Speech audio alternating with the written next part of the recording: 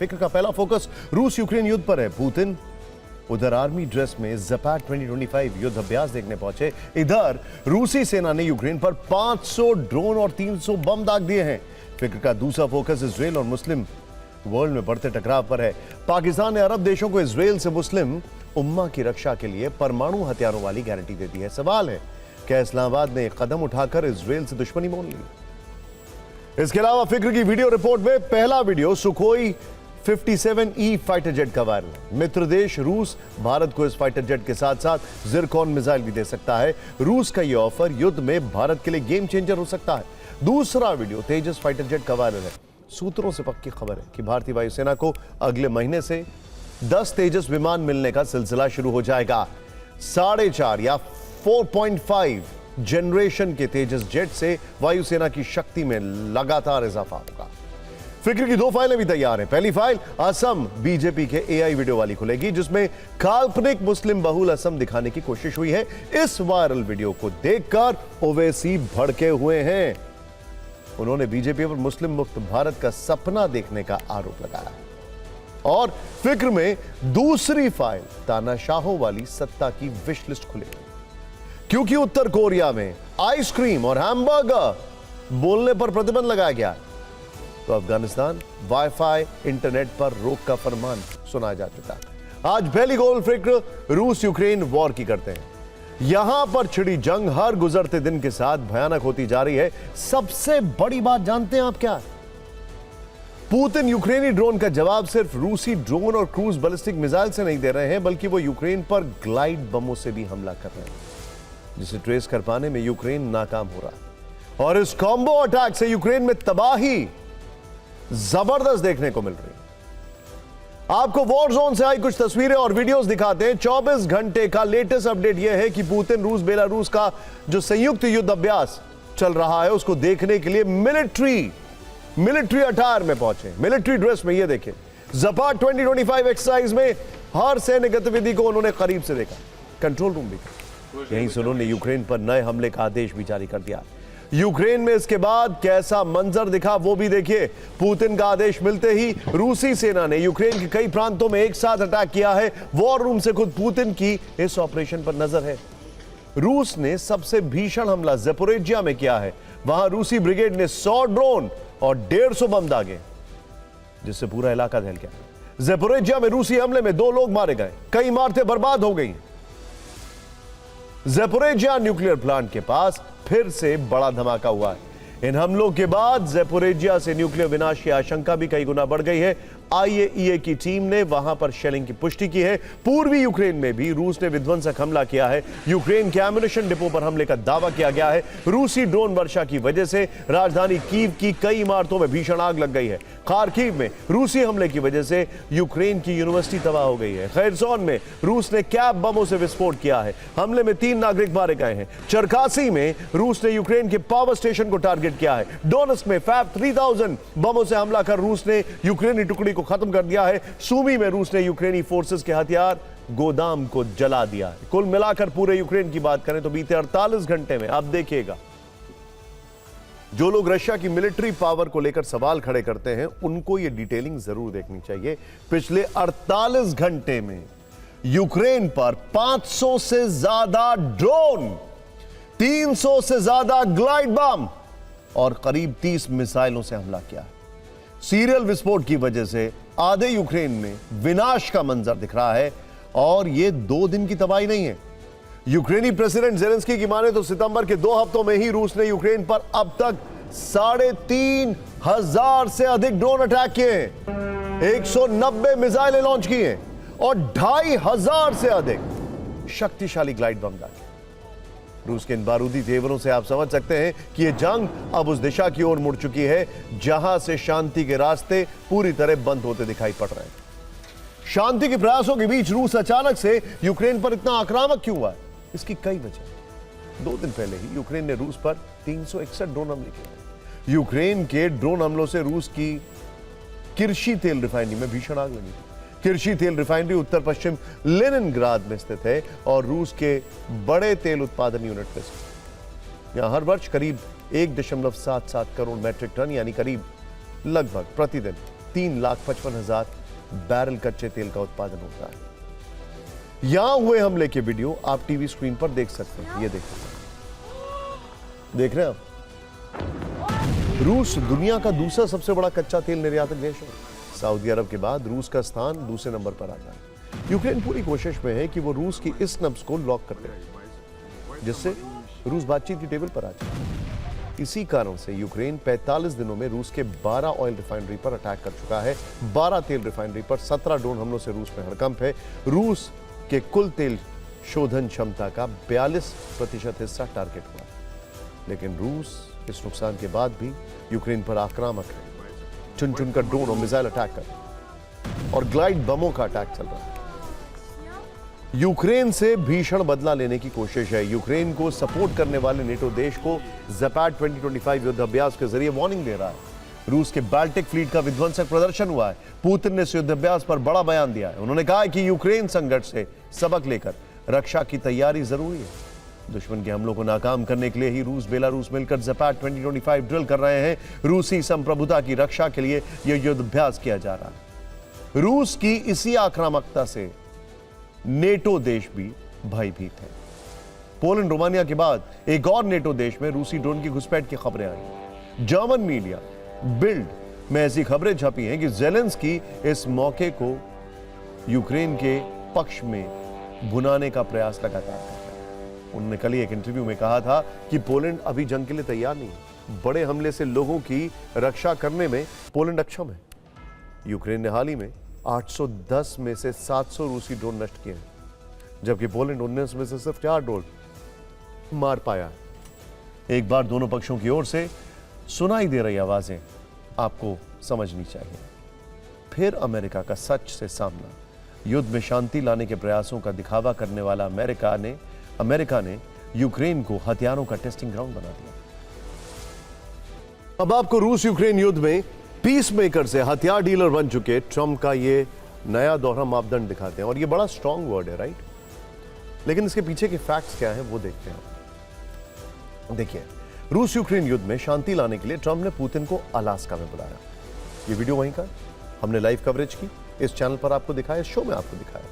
यहां पुतिन से बातचीत करने के बाद ट्रंप ने फिर ज़ेलेंस्की को व्हाइट हाउस आने का निमंत्रण दिया। ज़ेलेंस्की तब कई यूरोपीय नेताओं के साथ ट्रंप से मिलने गए।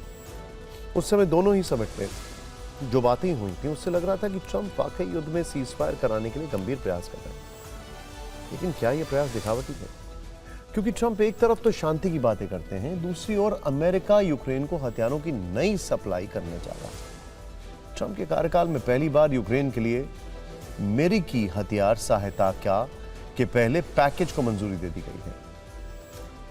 सोचिए, अमेरिकी हथियार सहायता के पहले पैकेज को मंजूरी दे दी गई है। 2 शिपमेंट में यह हथियार जल्द ही कीव भेजे जा सकते हैं।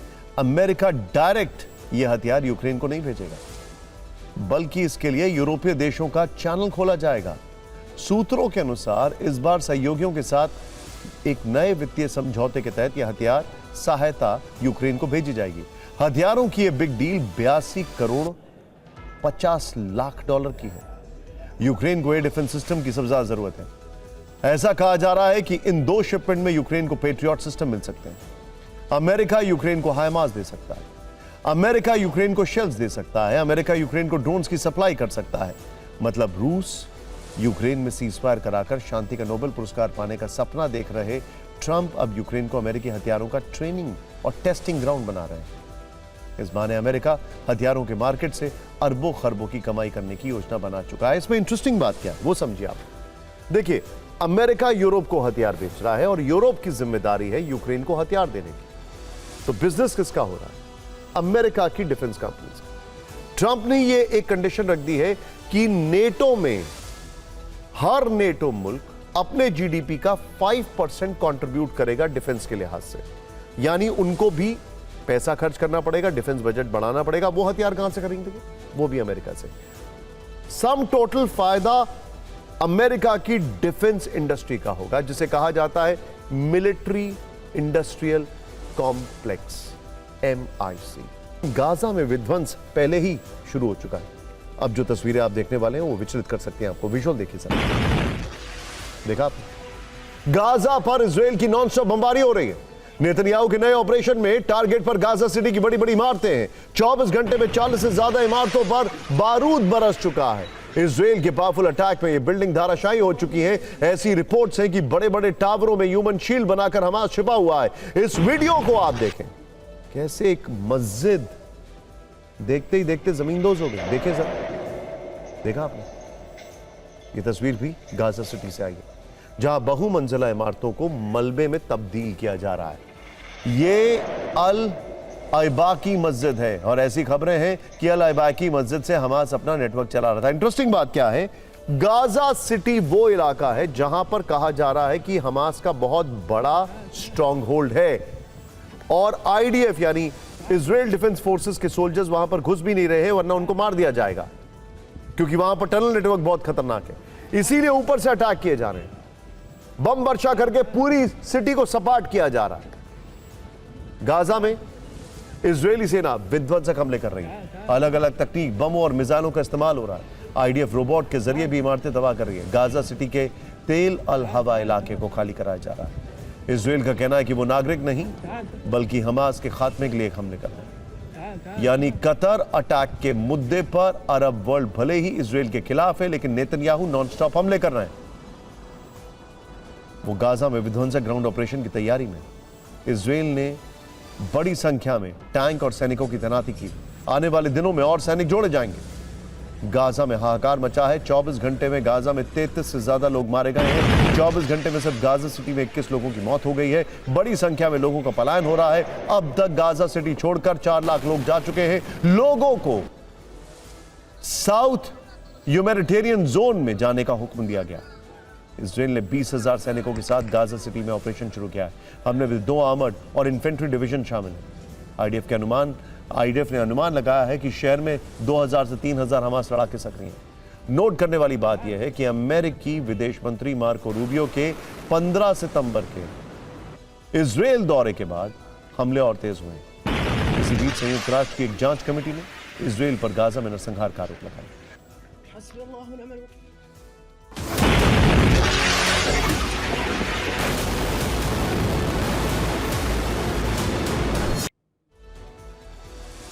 देखा आपने हालात कितने खराब हैं। अब यह लगने लगा है कि नेतन्याहू यहीं रुकने वाले नहीं हैं। ईरान पहले ही चेतावनी दे चुका है कि कतर के बाद इजराइल के टारगेट पर तुर्की और सऊदी अरब है। गाजा पर खाड़ी देश भले ही खुलकर सामने ना आए, लेकिन कतर अटैक के बाद से अरब वर्ल्ड खौफ में है। इसीलिए दुआ हमले के बाद बुलाई गई मीटिंग में इजराइल के खिलाफ नेटो की तर्ज पर एक अरब नेटो बनाने पर सहमति बनी। लेकिन इस प्रस्ताव के सामने आते ही पाकिस्तान ने अपने लिए एक स्पेस ढूंढ लिया है और इस्लामाबाद ने परमाणु गारंटी वाला कार्ड चल दिया है। सोचिए सर, मुस्लिम वर्ल्ड में सिर्फ पाकिस्तान ही परमाणु शक्ति संपन्न मुल्क है। हाल ही में जब शहबाज शरीफ कतर गए थे तो उनके साथ विदेश मंत्री इशाक डार भी थे। वहां अरब देशों और अरब लीग के बीच हुई बातचीत में संयुक्त सुरक्षा बल का जिक्र आया।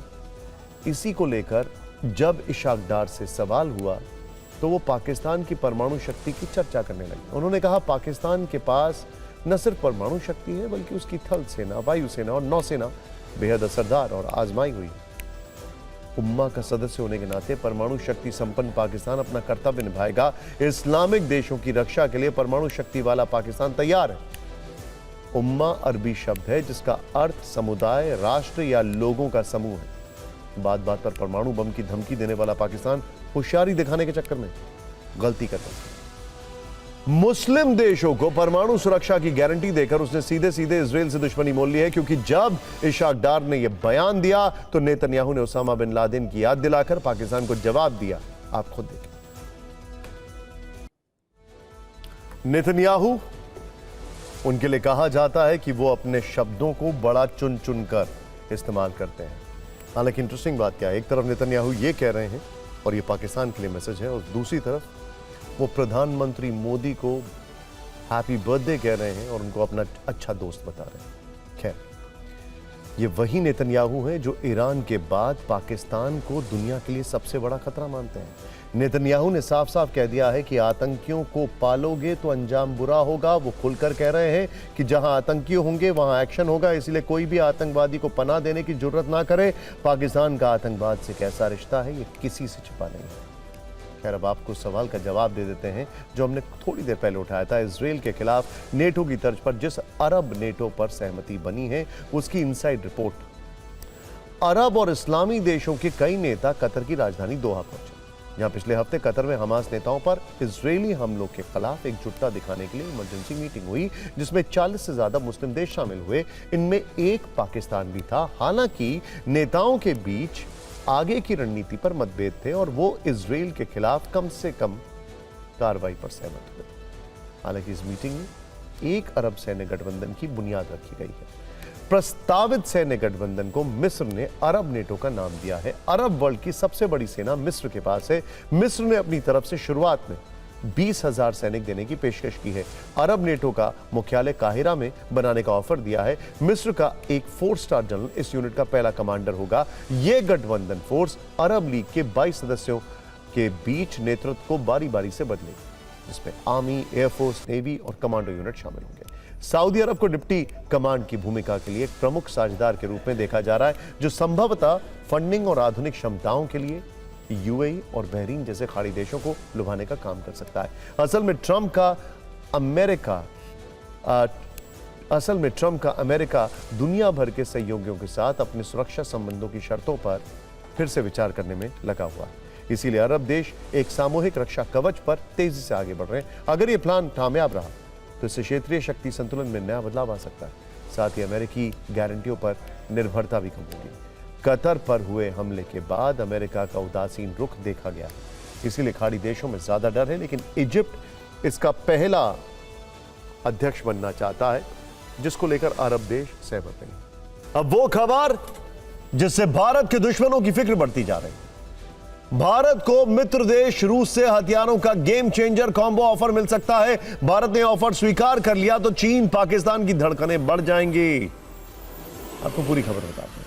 अगर भारत रूस में सब कुछ ठीक दिशा में चलता रहा तो रूस का 5वीं पीढ़ी 5th generation fighter plane Su-57E भविष्य में भारतीय वायुसेना की ताकत को कई गुना बढ़ा सकता है। भारतीय वायुसेना में 5वीं पीढ़ी के लड़ाकू विमान अब तक नहीं, लेकिन सूत्रों के मुताबिक भारत रूस के 5th generation stealth fighter jet Su-57E की खरीद पर गंभीरता से विचार कर रहा है। यह चर्चा केवल विमान खरीद तक सीमित नहीं है, बल्कि इनकी स्थानीय असेंबलिंग और संयुक्त उत्पादन को लेकर भी दोनों देशों में गंभीर बातचीत चल रही है, जो कि बहुत इंपॉर्टेंट है। सबसे बड़ी बात, भारत को फाइटर जेट Su-57E के साथ रूस की आधुनिक hypersonic missile 3M22 Zircon hypersonic missile है, वो भी मिल सकती है। और यही रूस का भारत के लिए कॉम्बो ऑफर है। आपको बता दें कि जिरकॉन मिसाइल मैक 9 की स्पीड से अटैक करती है, यानी करीब 9600 किलोमीटर प्रति घंटे की रफ्तार से यह उड़ान भरती है। मौजूदा किसी भी एयर डिफेंस सिस्टम के लिए इसे रोक पाना लगभग नामुमकिन ही है। क्यों? क्योंकि यह हवा में अपना डायरेक्शन भी चेंज करती है और कोई भी हाइपरसोनिक मिसाइल को एयर डिफेंस सिस्टम नहीं रोक पाता है। जिरकॉन के साथ ही Su-57E जेट भारत रूस के संयुक्त रूप से विकसित ब्रह्मोस मिसाइल को भी ले जाने में सक्षम है। बड़ी बात एक और, रूस ने भारत को यह ऑफर देने के साथ ही भारत में Su-57E के प्रोडक्शन का भी प्रस्ताव दिया है, जो कि एक यूएसपी है। अगर यह डील हो जाती है तो आसमानी युद्ध में चीन और पाकिस्तान पर भारत को बड़ी बढ़त मिल सकती है। चीन की लंबी दूरी की मारक क्षमता और पाकिस्तान की हवाई चुनौती का मजबूत जवाब मिलेगा। भारत उन चुनिंदा देशों में शामिल हो जाएगा जिसके पास न सिर्फ 5th जनरेशन पीढ़ी के लड़ाकू विमान होंगे, बल्कि उसी में अटैच हाइपरसोनिक हथियार प्रणाली भी। इस शक्ति के मिलने के बाद भारत की स्थिति हिंद प्रशांत क्षेत्र में काफी मजबूत हो जाएगी, खासकर तब जब भारत में ऑलरेडी एक इकोसिस्टम है रशियन फाइटर प्लेन्स का।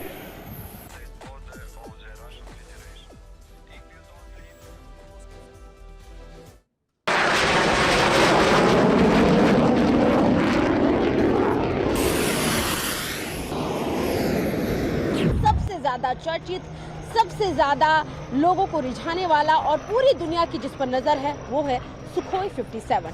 ठीक मेरे पीछे आप ये एयरक्राफ्ट देख सकते हैं। ये 5वीं पीढ़ी का 5th generation stealth multi role fighter jet है, जिसे सुखोई एविएशन कॉर्पोरेशन ने विकसित किया है। ये लो ऑब्जर्वेबल स्टील्थ तकनीक का उपयोग करता है, जिससे इसे रडार पर पकड़ना मुश्किल होता है। इसका डिजाइन और स्पेशल कोटिंग इसे कम रडार क्रॉस सेक्शन देने में मदद करती है।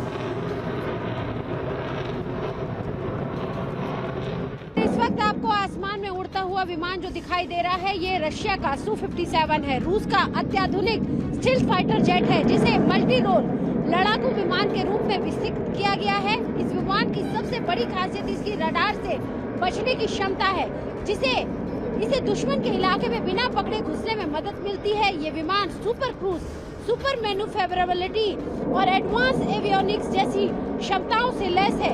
इस विमान में हाइपरसोनिक मिसाइलें लगाने की क्षमता है, जो इसे हवाई युद्धों में अजय बनाती है। वायुसेना के लिए स्वदेशी तेजस फाइटर जेट वाला एक शुभ समाचार आ चुका है। अस्त्र के मामले में आत्मनिर्भर होते भारत को यह बहुत बड़ी कामयाबी है, जिसका एक हिस्सा तेजस से भी जुड़ा है। तेजस को लेकर बड़ा सौदा होने वाला है। HAL यानी हिंदुस्तान एरोनॉटिक्स लिमिटेड के साथ रक्षा मंत्रालय की डील होने वाली है। भारत की स्वदेशी रक्षा क्षमता को मजबूती देने की दिशा में बड़ा कदम है। रक्षा मामलों की कैबिनेट कमेटी ने अगस्त में LCA यानी लाइट कॉम्बैट एयरक्राफ्ट तेजस MK-1A की खरीद को मंजूरी दी थी। सरकार ने 97 नए तेजस की खरीद को मंजूरी दी थी, जिसके लिए रक्षा मंत्रालय 66,000 करोड़ रुपए का करार HAL के साथ करने जा रहा है। HAL के पास 83 तेजस विमानों के ऑर्डर पहले से। सूत्रों के मुताबिक कंपनी के पास 10 तेजस MK-1A तैयार। अनुमान है कि अक्टूबर की शुरुआत में पहली खेप की डिलीवरी हो जाएगी। शुरुआती खेप मिलने के बाद नए करार पर हस्ताक्षर होंगे। HAL की उत्पादन क्षमता सालाना 24 विमानों की है। आपके मन में सवाल हो सकता है कि आखिर तेजस का प्रोडक्शन तेज रफ्तार में क्यों नहीं हो रहा है, दिक्कत कहाँ आ रही है? असल में अब तक की सबसे बड़ी चुनौती है अमेरिकी कंपनी GE एरोस्पेस के इंजन की सप्लाई में देरी। GE ने अब तक 3 इंजन ही भारत को सौंपे। 7 और इंजन दिसंबर तक मिलेंगे और अगले साल 20 इंजन और आने वाले हैं। HAL के सूत्रों के मुताबिक अब स्थिति बेहतर हो रही है। अब सप्लाई चेन की दिक्कतें दूर हो रही हैं और विमान तय समय पर तैयार होंगे। तेजस MK-1A LCA तेजस का सबसे आधुनिक वर्जन है। तेजस MK-1A 4.5 पीढ़ी का लड़ाकू विमान, 4.5 जनरेशन। ये स्वदेशी फाइटर जेट हर मौसम में घातक और कारगर है। ये एक मल्टी रोल फाइटर जेट है। इसके जरिए हवा से हवा और हवा से जमीन पर स्ट्राइक की जा सकती है। इसे इस तरह तैयार किया गया है ताकि जरूरत पड़ने पर नौसेना भी इसका इस्तेमाल कर सके। तेजस MK-1A में ऐसा रेडार लगाया गया है। ये 2 तरह की लॉन्ग रेंज मिसाइलों से लैस है। इसमें BVR यानी बियॉन्ड विजुअल रेंज और WVR यानी with in visual range missile लगाए गए हैं। नए अनुबंध के तहत मिलने वाले 29 ट्रेनर जेट्स पहले से ही अधिक एडवांस होंगे। ये सौदा भारतीय वायुसेना को न सिर्फ संख्या के लिहाज से मजबूती देगा, बल्कि पुराने MiG-21 जैसे विमानों की जगह आधुनिक और स्वदेशी तकनीक से लैस विमानों को शामिल करने में मदद करेगा।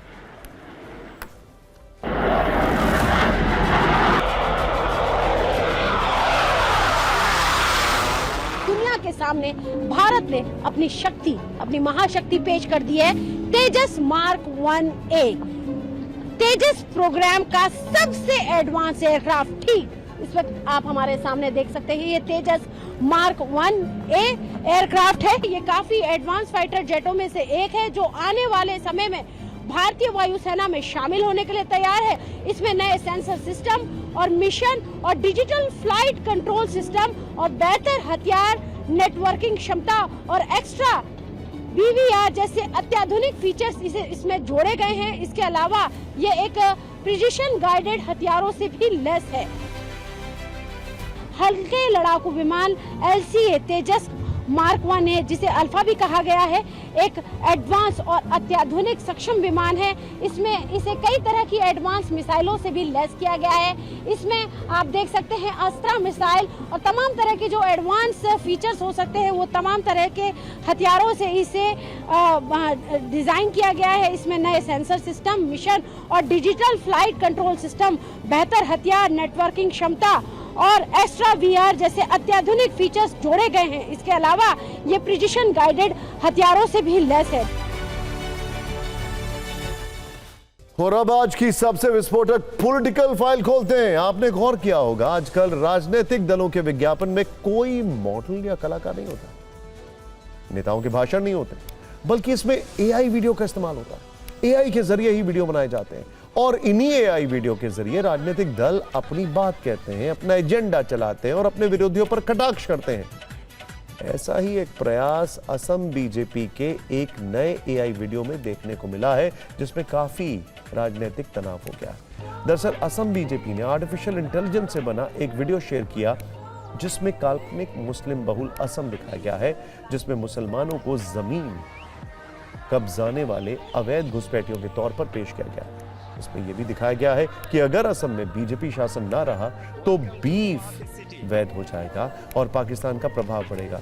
इस वीडियो क्लिप में कांग्रेस नेताओं राहुल गांधी और गौरव गोगोई को भी दिखाया गया है, जिसकी पृष्ठभूमि में पाकिस्तानी झंडा लगाया गया। इस वीडियो को ऐसे जनरेट किया गया है कि असम में हर जगह मुस्लिम ही मुस्लिम हो गए, फिर वो चाहे पार्क हो, मॉल हो, सड़क हो या फिर कोई और जगह, हर जगह मुस्लिम ही मुस्लिम दिखाई दे रहे हैं। अब इस वीडियो पर सियासी टेंशन हाई है, विपक्षी दल और बीजेपी बिल्कुल आमने सामने है। कौन क्या बोल रहा है ये जानने से पहले आप पूरा वीडियो देखें।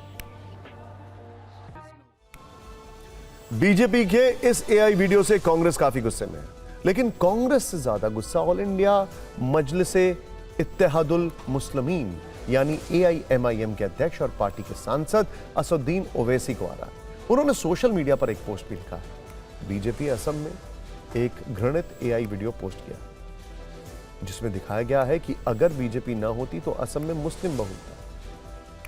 वो सिर्फ वोट लेने के लिए डर फैला रहे हैं और यह हिंदुत्व विचारधारा का असली रूप भी है। उनके लिए भारत में मुस्लिमों का होना ही समस्या है। उनका सपना मुस्लिम मुक्त भारत है। उनके पास इसके अलावा भारत के लिए कोई और दृष्टिकोण नहीं है। लेकिन बीजेपी, ओवैसी और कांग्रेस की चिंताओं से काफी दूर इस एआई वीडियो से काफी खुश दिख रही है। कोर्ट्स को भी इसका स्वतः संज्ञान लेना चाहिए। किसी भी पॉलिटिकल पार्टी को, और खासतौर से एक राष्ट्रीय पॉलिटिकल पार्टी जिसकी असम में भी सरकार है और नई दिल्ली में भी सरकार है, सेंट्रल में भी सरकार है, वो इस तरह की नफरत फैलाए, इसका जितना कड़ी निंदा की जाए वो होनी चाहिए, कड़ा विरोध होना चाहिए और इसको बिल्कुल टेक डाउन करना चाहिए बीजेपी। 10 साल से उनकी सरकार है, डबल इंजन की सरकार है, केंद्र के अंदर है, प्रदेश के अंदर 10 साल उनको हो गए हैं, BSF उनके पास है, भारतीय सेना उनके पास है, असम राइफल उनके पास है, असम की पुलिस उनके पास है। तो घुसपैठियों को आपको रोकना चाहिए। 10 साल से आप घुसपैठियों को रोक नहीं पा रहे हो और आज चुनाव के अंदर आप घुसपैठियों की बात कर रहे हैं। इस तरह की छोटी हरकतें कर रहे हैं, राजनीति कर रहे हैं, उसका जवाब 2026 में असम की जनता उनको देगी। दरअसल पिछले कुछ दिनों से असम बीजेपी लगातार कांग्रेस को घुसपैठिया समर्थक घोषित करने की कोशिश में लगी। कुछ दिन पहले असम बीजेपी ने एक वीडियो जारी किया था। कांग्रेस नेता गौरव गोगोई की शक्ल वाले व्यक्ति को पाकिस्तान में ISI से बात करते दिखाया गया था। इस एआई वीडियो में गौरव गोगोई की बात पाकिस्तानी जनरल असीम से हो रही। इससे पहले एक एआई वीडियो में दिखाया गया था कि गौरव गोगोई नकली डॉक्यूमेंट के जरिए घुसपैठियों की भारत में एंट्री करा रहे हैं। कुल मिलाकर असम में बीजेपी ये नैरेटिव बनाने की कोशिश में है कि कांग्रेस घुसपैठियों को असम में बसाना चाहती है। मुनीर जी, आपके ISI में कोई गड्ढर है जिसे मेरी बात लिखी है, नहीं तो हिमंता को कैसे पता चला? को गौरव भाई, मैं ढूंढता हूँ वो गड्ढर को, लेकिन अब के लिए तुम हिमांता से थोड़ा सावधान रहना, वो कुछ भी करवा सकता है। मेरा कुछ आदमी आपके यहाँ जाएगा, आप उसे यहाँ आने के लिए कुछ डुप्लीकेट सर्टिफिकेट बनवा दीजिएगा। ये डुप्लीकेट ID कार्ड है, कोई भी कभी नहीं समझ पाएगा कि ये डुप्लीकेट पहचान पत्र है।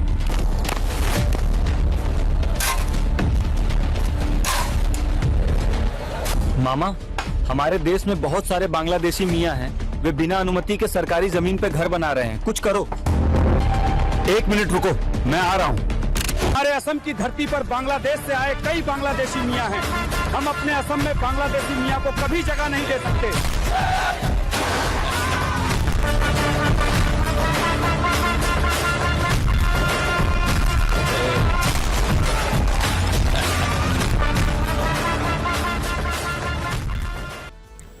फिक्र में अब आगे बढ़ते हैं। अब तक आपने धर्म, रोजगार या गरीबी से पलायन वाली कई खबरें देखी होंगी और सुनी होंगी, लेकिन 21वीं सदी में महानगरों के पलायन किन बातों से ट्रिगर होते हैं, इसका चौंकाने वाला सबूत बेंगलुरु से आया। ट्रैफिक के लिए कुख्यात बेंगलुरु शहर से एक नामी कंपनी ने अपना कारोबार सिर्फ इसलिए समेट लिया क्योंकि उसके मालिक और कर्मचारियों के लिए बेंगलुरु का जाम झेलना अब असहनीय हो गया था। इस कंपनी का नाम है ब्लैक बक। जिसके को फाउंडर ने इसकी जानकारी सोशल मीडिया पर दी तो बड़े उद्योगपतियों से लेकर बेंगलुरु में रहने वाले प्रोफेशनल्स तक विमर्श छिड़ गया और सवाल उठे कि जिस शहर से दुनिया की आईटी व्यवस्था सबसे तेजी से चलती है, उस शहर की सांसें जाम में धीमी कैसे हो गई हैं और जिम्मेदार कौन? डिजिटल लॉजिस्टिक्स के क्षेत्र में काम करने वाली मशहूर कंपनी ब्लैक बक के को फाउंडर ने बेंगलुरु छोड़ने को लेकर क्या लिखा है, पहले वो देखिए। राजेश यब्याजी ने लिखा, आउटर रिंग रोड यानी ORR बेलंदूर उनके लिए पिछले 9 वर्षों से ऑफिस और घर जैसा रहा है, लेकिन अब यहां काम करना बहुत मुश्किल हो गया है। इस वजह से उन्होंने यहां से जाने का फैसला किया है। इस फैसले के साथ उन्होंने जो वजह बताई, उसके अनुसार कंपनी में काम करने वाले सहकर्मियों का वन वे औसत आवागमन 1.5 घंटे से ज्यादा है। बेंगलुरु की सड़कें गड्ढे और धूल से भरी हैं और उन्हें सुधारने की कोई नीयत भी नजर नहीं आ रही है। और उन्होंने जो आखिरी लाइन लिखी वो कर्नाटक की सरकार और बेंगलुरु के सत्ताधीशों को जरूर सुननी चाहिए। राजेश यब्याजी ने लिखा है, उनके अनुसार उन्हें लगता है कि अगले 5 वर्षों में भी इसमें कोई बदलाव नहीं होने वाला है। इन बातों के साथ उन्होंने बेंगलुरु से एग्जिट करने का फैसला कर लिया। ब्लैक बक एक डिजिटल लॉजिस्टिक्स कंपनी है जो ट्रकिंग के सेक्टर में काम करती है। शिपर्स और ट्रक ड्राइवरों को ऑनलाइन प्लेटफॉर्म के माध्यम से कनेक्ट करती है। कंपनी के पास करीब 2.5 लाख से अधिक रजिस्टर्ड ट्रकों का नेटवर्क है और यह भारत में 2000 से अधिक स्थानों को कवर करती है। लेकिन बेंगलुरु की ट्रैफिक व्यवस्था के आगे इस कंपनी की फ्यूचर प्लानिंग और सपनों ने दम तोड़ दिया है। लेकिन आज विमर्श का विषय यह नहीं है कि ब्लैक बक नया दफ्तर कहां पर खोलेगी, बल्कि विषय यह है कि आखिर जो बेंगलुरु दुनिया के आईटी सेक्टर को बूस्टर डोज देता है, उसकी खुद की इम्यूनिटी भीषण ट्रैफिक जाम की वजह से खत्म कैसे हो रही है। पहले इस पर एक न्यूज रील देखिए, फिर बेंगलुरु के ट्रैफिक वाले दर्द का डिटेलिंग।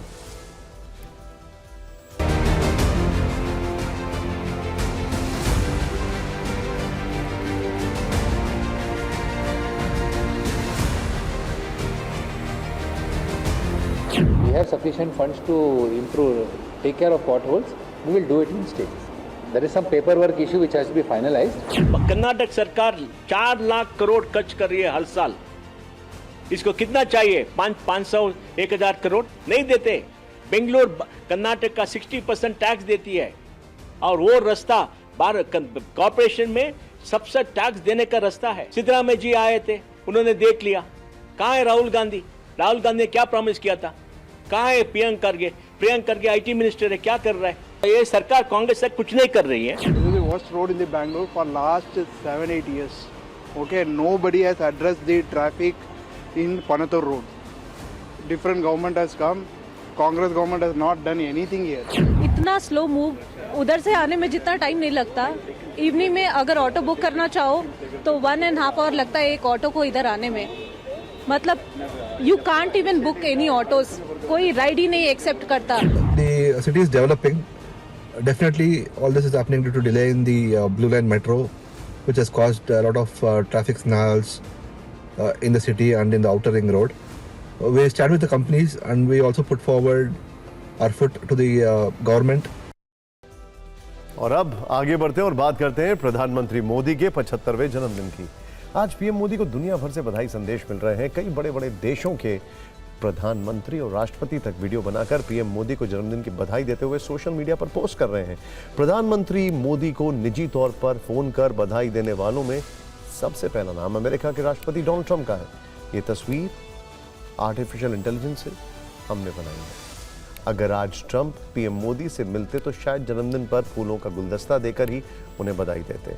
वैसे ट्रंप ने न सिर्फ पहले फोन पर बात की बल्कि बाद में सोशल मीडिया पर एक पोस्ट में उन्हें दोस्त कहकर बुलाया। लेकिन इसके साथ ही रूस यूक्रेन युद्ध खत्म करवाने में पीएम मोदी की भूमिका की भी तारीफ की है। पहले ट्रंप ने पोस्ट किया था, भारत रूस से तेल खरीदकर युद्ध को फंड कर रहा है, जबकि कल बधाई संदेश में ट्रंप ने लिखा कि भारत यह युद्ध खत्म करवाने में बड़ी भूमिका निभा रहा है।